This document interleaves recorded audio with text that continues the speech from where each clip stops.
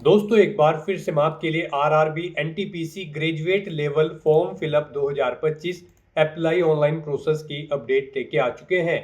किस तरह से आप रेलवे एनटीपीसी ग्रेजुएट लेवल के 5810 खाली पदों के लिए अपने फॉर्म अप्लाई कर सकते हो। स्टेप बाय स्टेप कंप्लीट जानकारी आपको इस वीडियो में दी जाएगी। लास्ट डेट की अपडेट है, केवल आज का दिन शेष रह गया है। आज आपके पास अंतिम मौका है आवेदन करने का।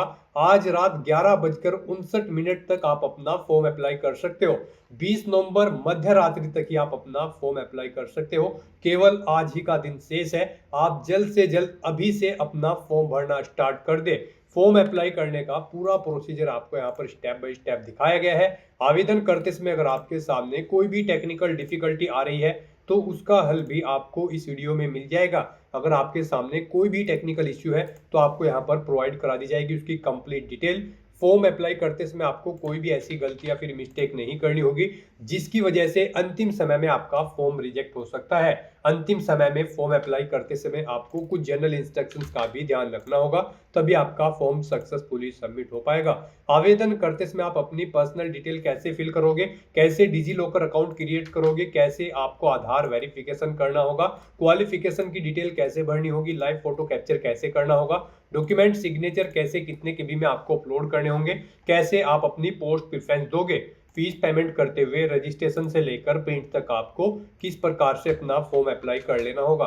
पूरी जानकारी के लिए आपको ये वीडियो शुरू से लेके एंड तक बिना स्किप किए हुए देखनी होगी। इस वीडियो को पूरा देखने पर ही आपके सभी सवाल और डाउट क्लियर होंगे। तो चलिए दोस्तों, बिना कोई वक्त गंवाए शुरू करते हैं RRB NTPC graduate level form fill up की पूरी जानकारी। फॉर्म भरने से पहले आपको सबसे पहले हमारी वेबसाइट आईएनडी सरकारी नौकरी के इस पेज पर विजिट करना होगा और इस पेज पर विजिट करके आप यहां से आरआरबी एनटीपीसी ग्रेजुएट लेवल का फॉर्म अप्लाई कर सकते हो। इंडियन रेलवे भारतीय रेलवे आरआरबी की ओर से एनटीपीसी ग्रेजुएट लेवल का नोटिफिकेशन रिलीज किया गया था। 5810 वैकेंसीज निकली हुई है। चीफ कमर्शियल कम टिकट सुपरवाइजर के 161 पद है। स्टेशन मास्टर के 615 पद है। गुड्स ट्रेन मैनेजर के लिए 3416 वैकेंसी जहां पर निकली हुई है। जूनियर अकाउंट्स असिस्टेंट कम टाइपिस्ट के लिए 921 पद है। सीनियर कलर कम टाइपिस्ट के लिए 638, ट्रैफिक असिस्टेंट के लिए 59 वैकेंसीज निकली हुई है। लास्ट डेट की अपडेट है 20 नवंबर 2025 से रात 11:59 तक आप अपना फॉर्म अप्लाई कर सकते हो। आज आपके पास अंतिम मौका है, केवल आज ही का दिन शेष है। आज मध्य रात्रि तक ही आप अपना फॉर्म अप्लाई कर सकते हो। 29,200 और 35,400 सैलरी है प्रति माह के लिए। अलग अलग पोस्ट के लिए ग्रेजुएट डिग्री से आप अप्लाई कर सकते हो। 18 से 33 वर्ष आयु सीमा है। 500 रुपये यूआर ओबीसी के लिए फीस है, 400 रिफंड कर दी जाएगी। SC/ST फीमेल के लिए 250 है जो कि टोटल रिफंड कर दी जाएगी। ऑनलाइन मोड से आप फीस पेमेंट कर सकते हो। सिलेक्शन होगा computer based test, first second skill test, document verification और मेडिकल एग्जामिनेशन के आधार पे ऑनलाइन आप ऑल इंडिया से अप्लाई कर सकते हो। indianrailways.gov.in और rrbapply.gov.in इसकी ऑफिशियल वेबसाइट है जिससे आप फॉर्म अप्लाई कर सकते हो।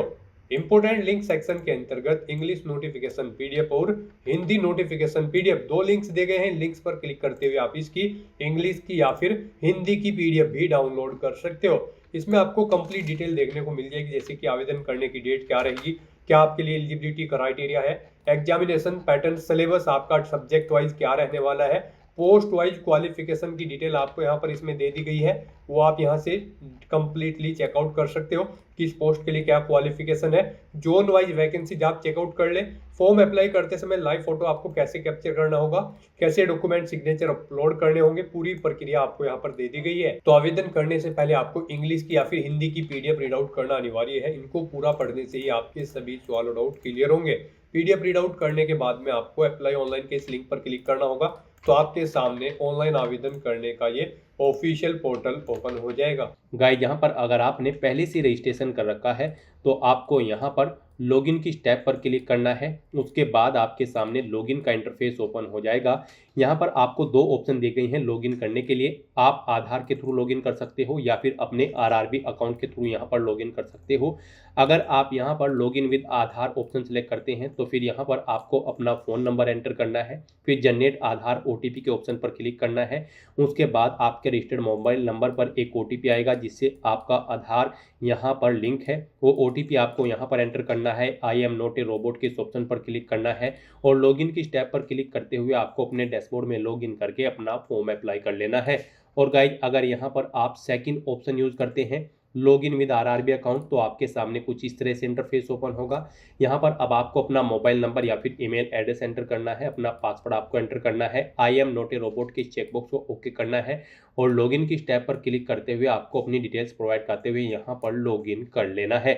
और गाइज अगर आप इस भर्ती के लिए फर्स्ट टाइम अप्लाई करने जा रहे हो, यानी कि अब तक आपने आरआरबी के इस पोर्टल के थ्रू किसी भी भर्ती के लिए अप्लाई नहीं किया है, तो सबसे पहले यहाँ पर आपको अपना रजिस्ट्रेशन करना होगा। उसके लिए आपको यहाँ पर क्रिएट एन अकाउंट की ये टैब दी गई है, आप इस पर क्लिक करें।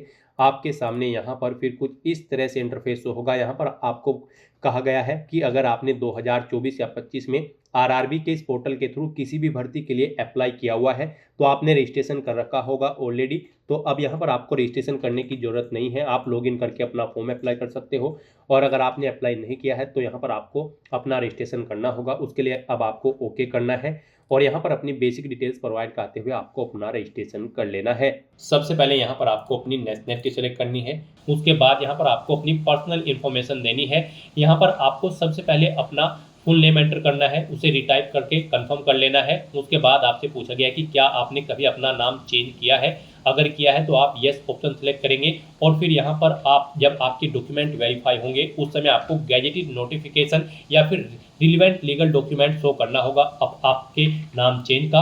और अगर आपने कभी नाम चेंज नहीं किया है तो सिंपली यहाँ पर आपको नो ऑप्शन सेलेक्ट करना है। उसके बाद यहाँ पर आपको अपनी डेट ऑफ बर्थ सेलेक्ट करनी है, आपको इस कैलेंडर में से अपनी डेट ऑफ बर्थ सेलेक्ट कर लेनी है। फिर यहाँ पर आपको अपनी डेट ऑफ बर्थ टाइप करनी है DDMMYY फॉर्मेट में। यहाँ पर आपको पहले डे एंटर करना है, फिर आपको स्लैश मंथ एंटर करना है, फिर स्लैश देके आपको अपना ईयर यहाँ पर एंटर कर देना है। आपकी 10वीं की मार्कशीट के अकॉर्डिंग यहाँ पर आपकी डेट ऑफ बर्थ होनी चाहिए। उसके बाद यहाँ पर आपको अपना जेंडर सेलेक्ट करना है, उसे दोबारा से रीसेलेक्ट करना है कंफर्मेशन के लिए। फिर आपको अपने फादर का नाम यहाँ पर एंटर करना है, उसे भी रिटाइप कर देना है। मदर का नाम एंटर करना है, उसे भी रिटाइप कर देना है। उसके बाद यहाँ पर आपको अपनी कॉन्टैक्ट डिटेल देनी है। यहाँ पर आपको कॉन्टैक्ट डिटेल में सबसे पहले आपको अपना ईमेल एड्रेस एंटर करना है, फिर आपको अपना मोबाइल नंबर एंटर करना है और उनके बाद आपको जनरेट ईमेल ओटीपी और जनरेट मोबाइल ओटीपी के ऑप्शन पर क्लिक करना है। उसके बाद आपके ईमेल एड्रेस और मोबाइल नंबर पर 6 डिजिट के 2 ओटीपी आएंगे। वो ओटीपी आपको यहाँ पर एंटर करके अपना मोबाइल नंबर और ईमेल आईडी को वेरीफाई कर लेना है। उसके बाद गाइड यहाँ पर आपको अपना वेरिफिकेशन करना है। वेरिफिकेशन के लिए यहाँ पर आपके पास 3 ऑप्शन है। आप यहाँ पर डिजी लॉकर के थ्रू अपना वेरिफिकेशन कर सकते हैं, या फिर गाइड यहाँ पर आप आधार कार्ड के थ्रू अपना वेरिफिकेशन कर सकते हैं, या फिर आपके पास अगर आधार भी नहीं है तो उसके थ्रू भी आप यहाँ पर अपना वेरिफिकेशन कर सकते हैं अपने पैन नंबर की डिटेल प्रोवाइड कराते हुए। तो यहाँ पर हम आपको तीनों ऑप्शंस के बारे में बताएंगे 1 बाय 1 करके। तो यहाँ पर अगर आप ऑप्शन सेलेक्ट करते हैं वेरिफिकेशन थ्रू डिजी लॉकर, तो आपको यहाँ पर वेरिफिकेशन थ्रू डिजी लॉकर के इस ऑप्शन पर क्लिक करना है। फिर यहाँ पर आपको आई कंफर्म के चेकबॉक्स को ओके करना है और उसके बाद गाइड आपको वेरीफाई के इस ऑप्शन पर क्लिक कर देना है। नेक्स्ट आपके सामने डिजी लॉकर का इंटरफेस ओपन हो जाएगा। यहाँ पर आने के बाद गाइड आपको अपना आधार नंबर एंटर करना है, ये कैप्चा कोड आपको यहाँ पर एंटर करना है और उसके बाद फिर आपको नेक्स्ट के इस ऑप्शन पर क्लिक कर देना है। फिर आपके रजिस्टर्ड मोबाइल नंबर पर जिससे आपका आधार अटैच है यानी कि लिंक है, उस पर एक ओटीपी आएगा, वो ओटीपी आपको यहाँ पर एंटर करना है और फिर आपको दोबारा से कंटिन्यू के इस ऑप्शन पर क्लिक कर देना है। नेक्स्ट यहाँ पर आपको अपना 6 डिजिट का डिजी लॉकर का सिक्योरिटी पिन एंटर करना है और अगर आप भूल चुके हो तो यहाँ पर आप फॉरगेट सिक्योरिटी पिन के इस ऑप्शन पर क्लिक करें और अपना सिक्योरिटी पिन यहाँ पर गेट कर ले। गाइड यहाँ पर अगर आपने रजिस्ट्रेशन कर रखा है तो आपको यहाँ पर अपना 6 डिजिट का डिजी लॉकर का सिक्योरिटी पिन एंटर करना है और अगर आपने रजिस्ट्रेशन नहीं कर रखा है तो आपको डिजी लॉकर की वेबसाइट को ओपन कर लेना है और वहां पर अपना अकाउंट आपको रजिस्टर कर लेना है, अकाउंट क्रिएट कर लेना है। इस तरह से अपना पिन यहाँ पर एंटर करने के बाद फिर आपको कंटिन्यू के ऑप्शन पर ही क्लिक करना है। नेक्स्ट आपके सामने आपका डिजी लॉकर अकाउंट कुछ इस तरह से शो होगा। अब यहाँ पर आने के बाद गाइड आपको अलाउ के इस ऑप्शन पर क्लिक करना है। इस तरह से यहाँ पर आपका डिजी लॉकर अकाउंट के थ्रू आपका वेरिफिकेशन कंप्लीट हो जाएगा और आपको आरआरबी के इसी इंटरफेस पर रिडायरेक्ट कर दिया जाएगा। नेक्स्ट ऑप्शन यहाँ पर वेरिफिकेशन का है आधार कार्ड के थ्रू। गाइज अगर यहाँ पर आप वेरिफिकेशन थ्रू आधार कार्ड ऑप्शन सेलेक्ट करते हैं तो फिर आपके सामने यहाँ पर कुछ इस तरह से इंटरफेस शो होगा। यहाँ पर आने के बाद आपको अपना आधार कार्ड नंबर एंटर करना है, उसके बाद आपको जनरेट आधार ओटीपी के ऑप्शन पर क्लिक करना है। आपके मोबाइल नंबर पर जिससे आपका आधार लिंक है उस पर एक ओटीपी आएगा 6 डिजिट का वो ओटीपी आपको यहाँ पर एंटर करना है और फिर आपको यहाँ पर वेरीफाई के इस ऑप्शन पर क्लिक करते हुए आपको अपना आधार वेरीफाई कर लेना है। यहाँ पर आपके लिए सबसे बेस्ट ऑप्शन आधार कार्ड का ही रहेगा, क्योंकि यहाँ पर आगे भी आपको आपके आधार की जरूरत पड़ेगी एग्जाम टाइम के दौरान, वहां पर भी आपको अपना आधार कार्ड शो करना होगा। तो यहाँ पर हम आपको सजेस्ट करेंगे आप यहाँ पर अपना वेरिफिकेशन आधार के थ्रू कर लें। ये आपके लिए सबसे बेस्ट ऑप्शन है। आरआरबी की भर्ती में यहाँ पर आधार मस्ट कर दिया गया है। तो यहाँ पर अब उसके बाद एक और ऑप्शन है, अगर आप करना चाहे तो यहाँ पर आपका थर्ड ऑप्शन है I do not have Aadhaar card. आपको इस ऑप्शन पर क्लिक करना है। उसके बाद गाइड आपके सामने कुछ ये पॉपअप शो होगा। यहाँ पर आपको दोबारा से I do not have Aadhaar card के ऑप्शन पर क्लिक करना है। उसके बाद यहाँ पर आपके सामने कुछ इस तरह से इंटरफेस शो होगा। आप यहाँ पर इस चेकबॉक्स को ओके करें। उसके बाद यहाँ पर आप अपनी कोई वैलिड प्रूफ आईडी सिलेक्ट करें। पैन कार्ड यहाँ पर केवल आपको ऑप्शन दिया गया है। उसके बाद यहाँ पर आपका जो नाम पैन पर आधारित है वो नाम यहाँ पर आप एंटर करें। अपनी डेट ऑफ बर्थ इस कैलेंडर में से सिलेक्ट करें। अपना पैन नंबर यहाँ पर आप एंटर करें। उसके बाद किस अथॉरिटी ने आपको इशू किया है उसका नाम आपको देना है। प्लेस ऑफ इशू यहाँ पर आपको देना है और उसके बाद फिर आपको प्रोसीड के ऑप्शन पर क्लिक करके इस थर्ड ऑप्शन के थ्रू भी आप अपना वेरिफिकेशन यहाँ पर कंप्लीट कर सकते हो। तो इनमें से आपको कोई भी ऑप्शन यूज करते हुए अपना वेरिफिकेशन कर लेना है, ये मस्ट है। ये पूरी वेरिफिकेशन की प्रोसेस हमने आपको बता दी है। इनमें से किसी का भी यूज करते हुए आप अपना वेरिफिकेशन कर सकते हैं। हम आपको एक बार फिर से बता दें, आप यहाँ पर आधार कार्ड के थ्रू अपना वेरिफिकेशन करें, आपके लिए बेस्ट रहेगा। तो यहाँ पर किसी भी ऑप्शन के थ्रू वेरिफिकेशन करने के बाद आपको इस चेकबॉक्स को ओके करना है। I confirm that I am 18 year old या फिर ओल्डर, यानी कि मेरी आयु यहाँ पर 18 साल हो चुकी है या फिर इससे अधिक। आपको इस चेकबॉक्स को ओके करना है। ये डिटेल आप यहाँ पर इस पर क्लिक करके सुन भी सकते हो। और फिर गाइस यहाँ पर आपको अपना पासवर्ड क्रिएट करना है। यहाँ पर आपका पासवर्ड अल्फा न्यूमेरिक फॉर्मेट में होना चाहिए। मींस आपके पासवर्ड में एक अपर केस कैरेक्टर, एक लोअर केस कैरेक्टर, एक इंटीजर नंबर और एक स्पेशल कैरेक्टर जैसे कि @ हैश या फिर डॉलर होना चाहिए। तो इस फॉर्मेट में आपको अपना पासवर्ड क्रिएट करना है। ये एग्जांपल हमने आपको दिखाया है। वही पासवर्ड आपको यहाँ पर कंफर्म पासवर्ड फील्ड में एंटर करना है। आई एम नॉट ए रोबोट के इस चेकबॉक्स को ओके करना है और फिर गाइस आपको यहाँ पर preview and create an account के ऑप्शन पर क्लिक करके अपना अकाउंट क्रिएट कर लेना है। आपका रजिस्ट्रेशन कंप्लीट होने के बाद आपको रेलवे रिक्रूटमेंट बोर्ड की इस वेबसाइट पर डायरेक्ट कर दिया जाएगा या फिर आप डायरेक्टली लॉगिन कर लें rrbapply.gov.in। आपके सामने आरआरबी की वेबसाइट ओपन हो जाएगी। अब यहाँ पर आपको इस भर्ती पर अप्लाई करने के लिए लॉगिन करना है। उसके लिए आपको लॉगिन की स्टेप पर क्लिक करना है। उसके बाद आपके सामने कुछ इस तरह से इंटरफेस ओपन होगा। अब यहाँ पर आपके पास लॉगिन करने के लिए दो ऑप्शन है। आप आधार के थ्रू या फिर आरआरबी अकाउंट डिटेल प्रोवाइड करते हुए लॉगिन कर सकते हो। तो यहाँ पर आप अपनी चॉइस के अकॉर्डिंग किसी भी ऑप्शन का यूज करते हुए लॉगिन कर लें। यहाँ पर अगर आप login with RRB account option select करते हैं तो आपको यहाँ पर अपना मोबाइल नंबर या फिर ईमेल एड्रेस एंटर करना है। अपना पासवर्ड आपको एंटर करना है, जो पासवर्ड आपने क्रिएट किया है। आई एम नॉट ए रोबोट के चेकबॉक्स को ओके करना है और उसके बाद आपको लॉगिन की स्टेप पर क्लिक करना है। फिर आपके सामने कुछ इस तरह से पॉपअप होगा। यहाँ पर आपको अपना ऑथेंटिकेशन करना होगा। उसके लिए आपको दो ऑप्शन दिए गए हैं, सेंड ओटीपी टू ईमेल, यानी कि ईमेल पर आपके एक ओटीपी सबमिट किया जाएगा, या फिर आप अगर फ़ोन पर ओटीपी चाहते हैं सेंड ओटीपी टू फ़ोन के इस लिंक पर क्लिक करें। तो आप इनमें से किसी भी ऑप्शन पर क्लिक करें। उसके बाद आपकी ईमेल आईडी या फिर मोबाइल नंबर पर ओटीपी आएंगे। वो ओटीपी आपको यहाँ पर एंटर करना है और फिर आपको लॉगिन की स्टेप पर क्लिक करना है। फिर आपके सामने यहाँ पर आपका डैशबोर्ड ओपन हो जाएगा। यहाँ पर आपको कुछ जनरल इंस्ट्रक्शंस दिए गए हैं, आपको इन्हें केयरफुली रीड आउट करना है और उसके बाद गाइड आपको यहाँ पर ऑनलाइन एप्लीकेशन की स्टेप पर क्लिक करना है या फिर आपको इस टैब पर ऑनलाइन एप्लीकेशन की क्लिक कर देना है। फिर आपके सामने कुछ इस तरह से इंटरफेस होगा। अब यहाँ पर आपको CN 6/2025 for non technical popular categories graduate post के इस सेक्शन में आना है। और गाइस यहाँ पर इस भर्ती पर अप्लाई करने के लिए आपको सबसे पहले बोर्ड सेलेक्ट करना है, जिस बोर्ड के अंतर्गत आप अप्लाई करना चाहते हैं। उसके बाद आपको I am not currently debarred by any RRB RRC इस चेकबॉक्स को ओके करना है। I hereby confirm that I have carefully read and understood the CN, आपको इस सेकंड चेकबॉक्स को भी ओके कर देना है। और उसके बाद फिर आपको यहाँ पर नेक्स्ट के इस ऑप्शन पर क्लिक करना है। नेक्स्ट आपके सामने कुछ इस तरह से इंटरफेस शो होगा। अब यहाँ पर आपको अपनी पर्सनल डिटेल देनी है।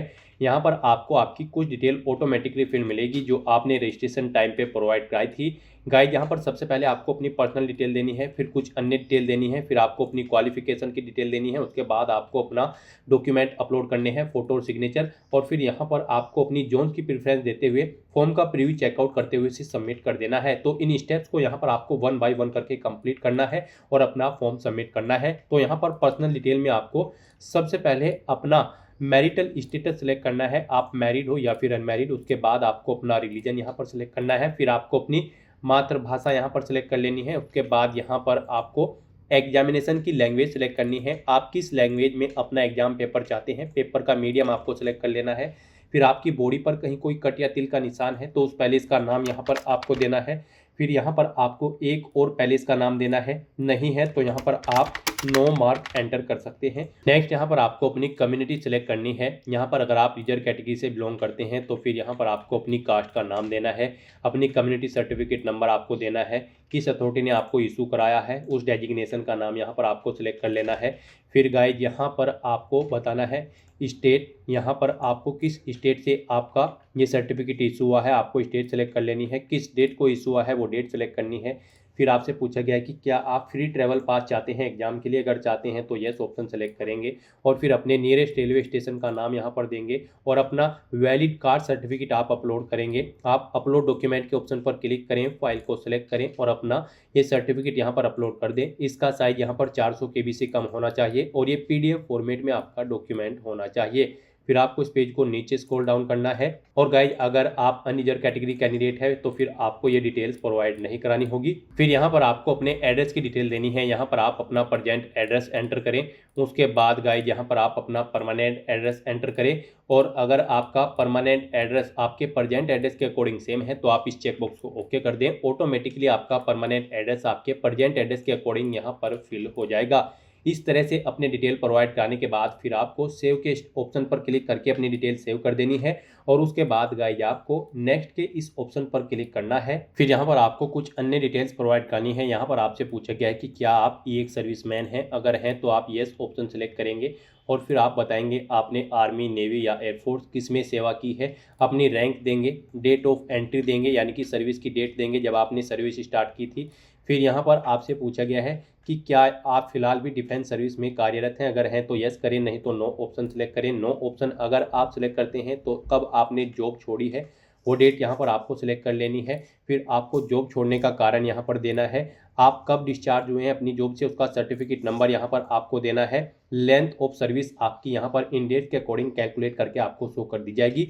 और गाइज अगर आप ये एक सर्विसमैन नहीं हैं तो आप सिंपली यहाँ पर नो ऑप्शन सेलेक्ट करेंगे, फिर आपको आगे की डिटेल नहीं देनी होगी। उसके बाद आपसे पूछा गया कि क्या आप person with benchmark disability candidate हैं, अगर हैं तो आप यस करेंगे। डिसेबिलिटी कैटेगरी आप अपनी सिलेक्ट करेंगे, सब डिसेबिलिटी कैटेगरी यहाँ पर आप सिलेक्ट करेंगे। उसके बाद अपनी डिसेबिलिटी की परसेंटेज यहाँ पर आप बताएंगे, अपना PWBD सर्टिफिकेट नंबर आप यहाँ पर एंटर करेंगे, कब वो इशू हुआ है वो डेट आप सिलेक्ट करेंगे। उसके बाद यहाँ पर आपको अपना UDID नंबर एंटर करना है। फिर आपसे पूछा गया है कि क्या आपको यहाँ पर कंप्यूटर बेस्ड टेस्ट के लिए स्क्राइब की जरूरत पड़ेगी, अगर पड़ेगी तो आप यस करेंगे और फिर यहाँ पर I understand and I agree के इस ऑप्शन पर क्लिक करेंगे। नहीं जरूरत पड़ेगी तो आप नो ऑप्शन सेलेक्ट करेंगे।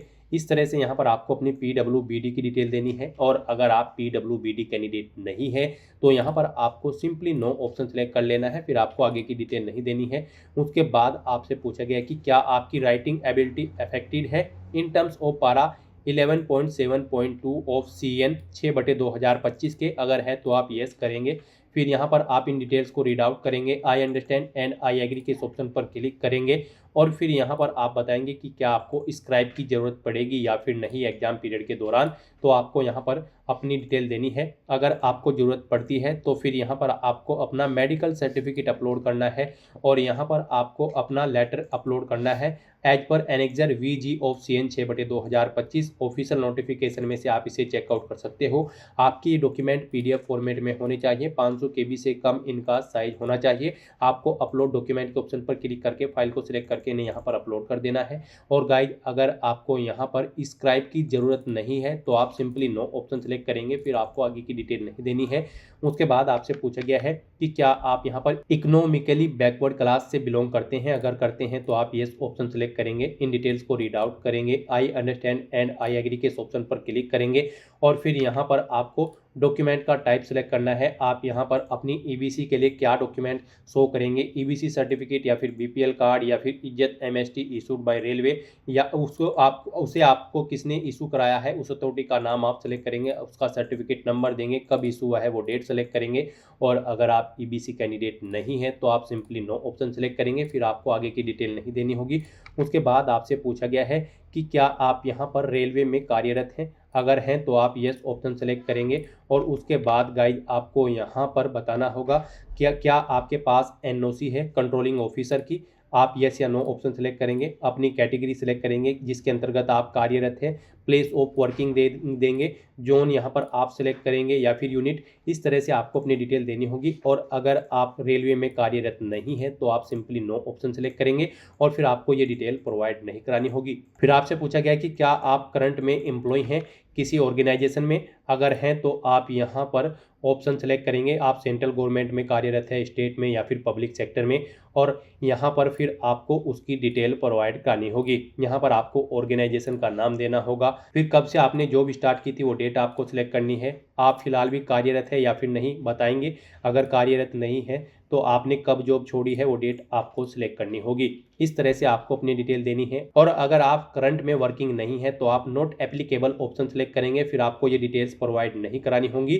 फिर यहाँ पर आपको अपनी बैंक डिटेल प्रोवाइड करानी है आपकी फीस रिफंड के लिए। यहाँ पर आपको अकाउंट होल्डर का नाम देना है, अपना बैंक अकाउंट नंबर यहाँ पर आपको एंटर करना है, फिर यहाँ पर आपको अपना आईएफएससी कोड एंटर करना है, कंफर्म के ऑप्शन पर क्लिक करना है। इसके अकॉर्डिंग आपके बैंक का नेम और आपके बैंक का एड्रेस यहाँ पर ऑटोमेटिकली फैच कर लिया जाएगा। इस तरह से अपनी ये सभी डिटेल्स यहाँ पर प्रोवाइड करने के बाद गाइड फिर आपको सेव के इस टैब पर क्लिक करके अपनी डिटेल सेव कर देनी है और उसके बाद फिर आपको नेक्स्ट के इस ऑप्शन पर क्लिक करना है। नेक्स्ट यहाँ पर आपको अपनी एजुकेशनल क्वालिफिकेशन की डिटेल प्रोवाइड करानी है। गाइड यहाँ पर आरआरबी एनटीपीसी ग्रेजुएट लेवल की इन पोस्ट पर अप्लाई करने के लिए आपके पास ग्रेजुएट डिग्री होनी जरूरी है किसी वेल रिकॉग्नाइज्ड यूनिवर्सिटी से किसी भी डिसिप्लिन के अंतर्गत। तो यहाँ पर अब आपको अपनी क्वालिफिकेशन की डिटेल देनी है। सबसे पहले यहाँ पर आपको अपनी 10वीं क्लास की डिटेल देनी होगी। यहाँ पर अगर आपने आरआरबी की किसी भी भर्ती के लिए पहले भी अप्लाई किया होगा तो आपको यहाँ पर आपकी 10वीं क्लास की डिटेल ऑटोमेटिकली फिर मिल जाएगी। यहाँ पर अगर आप इसमें एडिट करना चाहते हैं तो आप पेंसिल के इस ऑप्शन पर क्लिक करके एडिट कर सकते हैं। और अगर आप बिल्कुल न्यू है तो यहाँ पर फिर आपको अपनी सबसे पहले 10वीं क्लास की डिटेल देनी है, उसके बाद आपको अपनी ग्रेजुएशन की डिटेल देनी होगी। तो 10वीं क्लास की डिटेल देने के लिए यहाँ पर आपको इस पेंसिल के ऑप्शन पर क्लिक करना है और फिर यहाँ पर आपको अपना मैट्रिकुलेशन एसएलसी सिलेक्ट करने के बाद सबसे पहले आपको स्टेट सिलेक्ट करना है, अपना डिस्ट्रिक्ट सिलेक्ट करना है, बोर्ड का नाम देना है जिस बोर्ड से आपने अपनी 10वीं क्लास पास आउट की है, कब पास आउट की है इस ऑप्शन पर क्लिक करके आपको डेट सिलेक्ट कर लेनी है, अपना 10वीं का रोल नंबर आपको देना है और यहाँ पर फिर आपको अपने सर्टिफिकेट का सीरियल नंबर एंटर कर देना है। इस तरह से अपनी 10वीं क्लास की डिटेल देने के बाद फिर उसको यहाँ पर आपको ऐड के ऑप्शन पर क्लिक करके ऐड कर देना है। अपडेट करना है तो आप अपडेट के इस ऑप्शन पर क्लिक करके अपडेट कर सकते हैं। इस तरह से यहाँ पर आपकी 10वीं क्लास की डिटेल ऐड हो जाएगी। फिर आपको अपनी ग्रेजुएशन की डिटेल यहाँ पर प्रोवाइड करनी है। जैसा कि हम आपको ऑलरेडी बता चुके हैं, इस भर्ती में पार्टिसिपेट करने के लिए आपके पास ग्रेजुएट डिग्री होनी जरूरी है। तो यहाँ पर आप क्वालिफिकेशन में बैचलर डिग्री ऑप्शन सेलेक्ट करेंगे, फिर डिसिप्लिन सब्जेक्ट में आप दोबारा से बैचलर डिग्री ऑप्शन सेलेक्ट करेंगे। फिर आपने किस में अपनी बैचलर डिग्री की है, जैसे कि बीए, बीकॉम, बीएससी या फिर बीटेक, आप उसका नाम यहाँ पर देंगे। फिर आपको स्टेट सेलेक्ट करना है, अपना डिस्ट्रिक्ट सेलेक्ट कर लेना है, कॉलेज या यूनिवर्सिटी का नाम यहाँ पर आपको एंटर करना है, कब आपने पास आउट की है अपनी बैचलर डिग्री वो डेट आपको इस ऑप्शन पर क्लिक करके इस कैलेंडर में से सिलेक्ट कर लेनी होगी। फिर आपसे पूछा गया कि क्या आपको हिंदी और इंग्लिश की टाइपिंग की प्रोफिशिएंसी है कंप्यूटर पर, अगर है तो आप यस करेंगे, नहीं तो नो ऑप्शन सेलेक्ट करेंगे। इस तरह से अपनी डिटेल प्रोवाइड करने के बाद फिर गाइज आपको ऐड के इस ऑप्शन पर क्लिक करके अपनी ग्रेजुएशन की डिटेल भी ऐड कर देनी है और उसके बाद फिर आपको यहाँ पर नेक्स्ट के इस ऑप्शन पर क्लिक करना है। नेक्स्ट यहाँ पर आपको अपना फोटो और सिग्नेचर अपलोड करने हैं। यहाँ पर आपको फोटो कैप्चर करने के लिए दो ऑप्शन दिए गए हैं। आप यहाँ पर डायरेक्टली कैप्चर लाइव इमेज के ऑप्शन पर क्लिक करें, अपने वेब कैमरा के थ्रू अपना लाइव फोटो कैप्चर कर लें, या फिर आप यहाँ पर capture live image from mobile के इस ऑप्शन पर क्लिक करें। आपके सामने यहाँ पर एक QR कोड शो होगा। इस QR कोड को आप अपने मोबाइल फोन से स्कैन करें। अपने मोबाइल फोन में आपने जो भी यहाँ पर QR कोड स्कैनर इंस्टॉल किया हुआ है उसके थ्रू आप इसे स्कैन करें। उसके बाद आपके मोबाइल फोन में आपको अपना आरआरबी का अकाउंट लॉगिन करना होगा। अपने लॉगिन की डिटेल प्रोवाइड करते हुए आपको अपने डैशबोर्ड में लॉगिन कर लेना है और फिर वहां से आपको अपना फोटो लाइव कैप्चर करना है। फोटो कैप्चर करते समय आपको अपना फेस सर्कल में प्रॉपर वे में लाना है और अपनी आंखों को 2 या 3 बार ब्लिंक करना है। उसके बाद यहाँ पर आपका लाइव फोटो कैप्चर हो जाएगा आपके मोबाइल फोन से। यहाँ पर फोटो कैप्चर करते समय आपको कुछ जनरल इंस्ट्रक्शंस दिए गए हैं, आपको इन्हें रीड आउट कर लेना है। फोटो कैप्चर करते समय आपको सफेद कपड़े नहीं पहनने हैं और जिस स्थान पर आप अपना फोटो कैप्चर करेंगे वहां पर प्रॉपर वे में लाइट होनी चाहिए और प्लेन बैकग्राउंड उस स्थान का होना चाहिए। और यहाँ पर आपको बिल्कुल सीधा कैमरे की तरफ देखना है और आपको यहाँ पर फोटो कैप्चर करते समय अपने सर पर कोई टोपी या फिर कैप नहीं पहननी है, ना आपको अपने चेहरे पर कोई मास्क लगाना है और ना ही आपको अपने आंखों पर कोई चश्मा यहाँ पर पहनना है। तो यहाँ पर आपको कुछ इन इंस्ट्रक्शंस को ध्यान में रखते हुए अपना लाइव फोटो कैप्चर कर लेना है। दोस्तों, मोबाइल से लाइव फोटो कैप्चर करने के लिए सबसे पहले आपको अपने फोन में QR code scanner application open करनी होगी। उसके बाद में आपको ये बार कोड यहाँ पर स्कैन कर लेना होगा। उसके बाद में आपको इस लिंक पर क्लिक करना होगा। उसके बाद यहाँ पर आने के बाद में आपको RRB अकाउंट के अंतर्गत अपने डैशबोर्ड में लॉगिन करना होगा।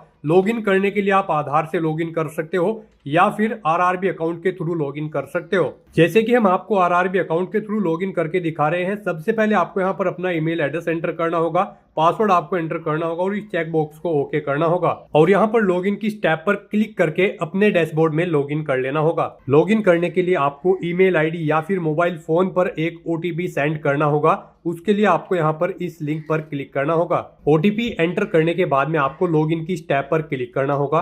लॉगिन करने के बाद में आपके सामने कुछ इस तरह से इंटरफेस ओपन हो जाएगा। यहाँ पर आकर आपको इस पेज को स्क्रॉल डाउन करना होगा और यहाँ पर आप देख सकते हो capture live image. Live photo capture करने के लिए आपको इस टैब पर क्लिक करना होगा और अपना लाइव फोटो कैप्चर कर लेना होगा। फोटो कैप्चर करने के लिए आपको अपना फेस इस सर्कल के अंतर्गत लाना होगा और अपनी आंखों को यहाँ पर ब्लिंक करना होगा वेरिफिकेशन के लिए और उसके बाद में कैप्चर के इस टैब पर क्लिक करके अपना लाइव फोटो कैप्चर कर लेना होगा। तो इस तरह से आपका लाइव फोटो कैप्चर हो जाएगा और उसके बाद में आपको सेव की टैब पर क्लिक करके अपना लाइव फोटो जो आपने कैप्चर किया है उसको सेव कर देना होगा। उसके बाद गाइस यहाँ पर आपको अपने सिग्नेचर अपलोड करने हैं। सिग्नेचर यहाँ पर आपके JPG या फिर JPEG फॉर्मेट में होने चाहिए। सिग्नेचर की विड्थ आपकी 140 पिक्सल होनी चाहिए, हाइट 60 पिक्सल होनी चाहिए। सिग्नेचर यहाँ पर आपको एक ब्लैंक इंक पेन से व्हाइट पेपर पर करने हैं। यहाँ पर आपको एक बॉक्स क्रिएट करना है जिसकी विड्थ 140 पिक्सल होनी चाहिए और हाइट उसकी 60 पिक्सल होनी चाहिए। उसमें आपको अपने सिग्नेचर यहाँ पर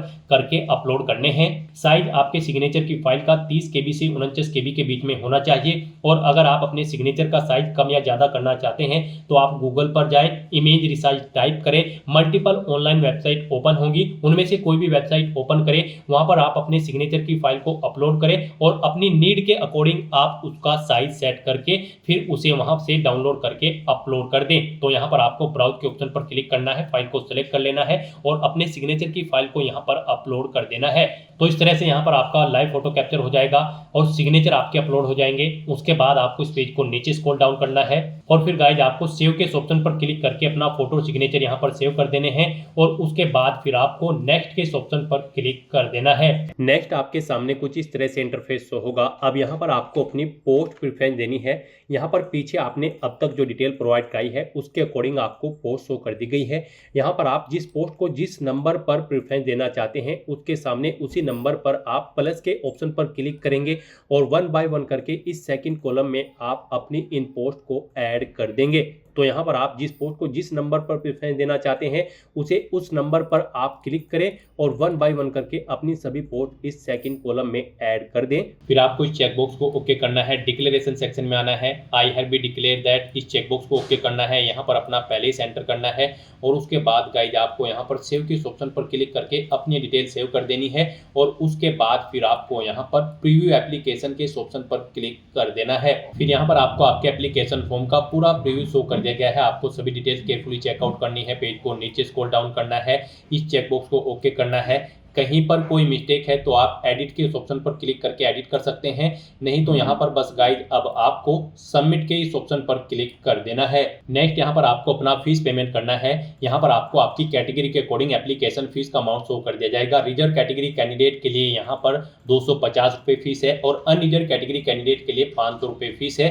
इसमें से इनको 400 रुपये फीस रिफंड कर दी जाएगी और रिजर्व कैटेगरी कैंडिडेट की सभी फीस यहाँ पर आपको रिफंड कर दी जाएगी। लेकिन यहाँ पर फॉर्म कंफर्मेशन के लिए आपको अभी अपना फीस पेमेंट करना है। तो उसके लिए गाइस यहाँ पर अब आपको पे विद SBI ई पे के इस ऑप्शन पर क्लिक करना है और प्रोसीड करते हुए आपको यहाँ पर फीस पेमेंट के इंटरफेस पर आ जाना है। यहाँ पर आप debit card, credit card, net banking, UPI या फिर वॉलेट के माध्यम से अपना फीस पेमेंट कर सकते हो। यूपीआई यहाँ पर आपके लिए सबसे बेस्ट और इजी ऑप्शन रहेगा। आप यूपीआई के इस ऑप्शन पर क्लिक करें। यूपीआई में भी फीस पेमेंट करने के लिए आपके पास दो ऑप्शन है। आप अपनी यूपीआई आईडी एंटर करें, वैलिडेट यूपीआई आईडी के ऑप्शन पर क्लिक करते हुए अपना फीस पेमेंट कर दें, या फिर गाइस यहाँ पर आप यूपीआई क्यूआर के इस ऑप्शन पर क्लिक करें, फिर यहाँ पर पे नाउ के ऑप्शन पर क्लिक करें। ये क्यूआर कोड आप अपने यूपीआई एप्लीकेशन से स्कैन करें और अपना फीस पेमेंट कर दें। सक्सेसफुली फीस पेमेंट करने के बाद यहाँ पर आपके एप्लीकेशन फॉर्म की सभी टास्क कंप्लीट हो जाएगी और आपका फॉर्म सबमिट हो जाएगा। उसके बाद आपको अपने एप्लीकेशन फॉर्म का एक हार्ड कॉपी प्रिंट आउट ले लेना है फ्यूचर यूज के लिए, फ्यूचर रेफरेंस के लिए, और फिर आप अपने डैशबोर्ड में भी जाकर चेकआउट कर सकते हो कि आपका फॉर्म सक्सेसफुली सबमिट हो चुका है या फिर नहीं। तो दोस्तों ऐसे आप आरआरबी एनटीपीसी ग्रेजुएट लेवल की इस भर्ती के लिए अपने फॉर्म अप्लाई कर सकते हो बिना कोई मिस्टेक किए हुए। आज की इस वीडियो में बस इतना ही। आई होप ये वीडियो आपको पसंद आई होगी। अगर पसंद आई हो तो इसे लाइक और शेयर करें। चैनल पर नए हो तो इसे सब्सक्राइब कर लें। Thanks for watching.